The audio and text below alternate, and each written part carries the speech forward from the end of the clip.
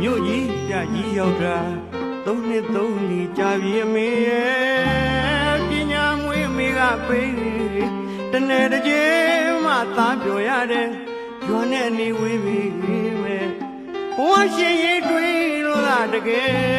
အတ္တသိပညာရှာရင်အပေါင်းအသင်းတကယ်ချင်းများနဲ့ကစားခုလာပြောပါကြတယ်သာသမိုးကအမှန်တကယ်အမေနဲ့ရောမတာတာကျွန်တော်မှဖြေရတယ်ရွာချင်းဘယ်လိုပြောင်းမိခင်အိုးနေခိုင်ကောင်းမှသာကွယ်ဝီရဲဆွေးရဲညမအနီးကျွမ်းမိမဲ့ကျွန်တော်စိတ်ကရင်ဝေးပန်းနဲ့အမေနဲ့ရွာကို